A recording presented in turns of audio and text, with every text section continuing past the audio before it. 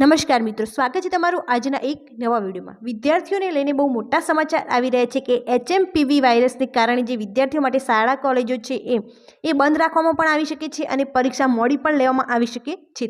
આ શું છે આ અપડેટ વિશે આપણે આજે વિડીયોમાં ચર્ચા કરીશું, તો વિડીયોને લાસ્ટ સુધી જરૂર જુઓ કેમ કે આ વિડીયો બહુ ઇમ્પોર્ટન્ટ થવાનો છે કે HMPV વાયરસ જે છે એના કેસ જે છે ઇન્ડિયામાં આવી ચૂક્યા છે, તો આના કારણે એની ઇમ્પેક્ટ વિદ્યાર્થીઓને સૌથી વધારે આવી શકે છે। તો શરૂ કરીએ આજનો આ વિડીયો।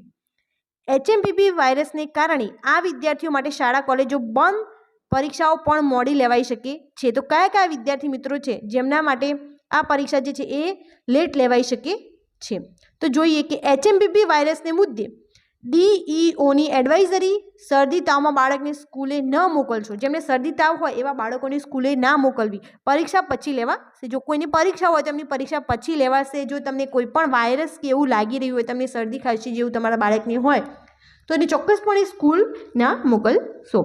ચેપ ના ફેલાય તે માટે માસ્ક પહેરવાનું સૂચન: તમે માસ્ક પહેરીને પણ અમુક રાખી શકો છો સાવચેતી, જેથી આ વાયરસ જે છે બીજા વધારે લોકોને ન ફેલાય। HMPV વાયરસને ધ્યાને રાખીને ખાનગી સ્કૂલો માટે એડવાઇઝરી જાહેર કરાઈ દેવાઈ છે। સંચાલકો દ્વારા વાલીને મેસેજ મોકલાયો છે કે જો બાળકોને શરદી તાવ હોય તો સ્કૂલે ન મોકલો।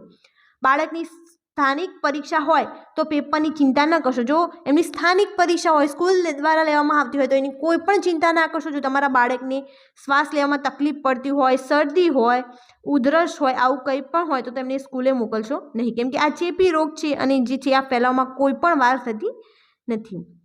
બાળકની સ્થાનિક પરીક્ષા હોય તો પેપરની ચિંતા ન કરો, સ્કૂલ બાળકનું પેપર ફરી લેશે, પરંતુ હાલમાં બાળકોની સુરક્ષા સાથે સ્કૂલમાં પણ સંક્રમણ ન ફેલાય તેની તકેદારી રાખવી જરૂરી છે। ખાનગી સ્કૂલો સાથે જિલ્લા પંચાયતની સ્કૂલોના બાળકો માટે પણ એડવાઇઝરી જાહેર કરી દેવામાં આવી છે।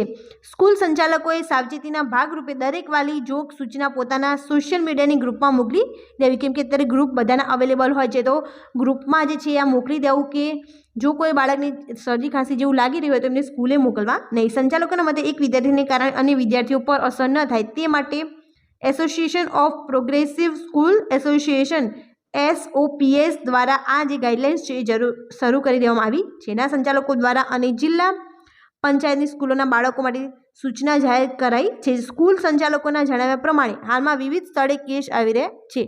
ડરવાની કોઈ જરૂર નથી, પરંતુ સંચાલકો દ્વારા વાલીઓને જાગૃત કરવા માટે સૂચના અપાઈ છે। બાળકો માસ્ક પહેરે, તાવ શરદી હોય તો બાળકને સ્કૂલે ન મોકલવા સૂચના આપી દેવામાં આવી છે। જો સ્કૂલની સ્થાનિક પરીક્ષામાં બાળક ગેરહાજર થશે તેની પરીક્ષા બાદમાં પણ લેવાશે, જેથી વાલીઓએ કોઈ પણ ચિંતા કરવી નહીં। જો એમને શરદી ખાંસી જેવું હોય અને જો એ સ્કૂલ નહીં જાય તો એમની પરીક્ષા જે છે એ ફરીથી લેવામાં આવશે, જો સ્કૂલ દ્વારા એક્ઝામ લેવામાં આવી રહ્યું હોય તો આ વિડીયોને વધુથી વધુ એમના વાલીઓ દ્વારા શેર કરો, જેથી એમને બધી જ ઇન્ફોર્મેશન મળી રહે અને એમના બાળકને જો કોઈ આવું ચેપી રોગ જેવું દેખાઈ રહ્યું હોય તો એ સ્કૂલમાં ના મોકલે અને એને એક્ઝામ ફરીથી લેવાશે અને આના કારણે બીજા વિદ્યાર્થીઓને પણ આનો ચેપ ના લાગે, એની સાવચેતી જરૂર રાખો। Thank you so much for watching.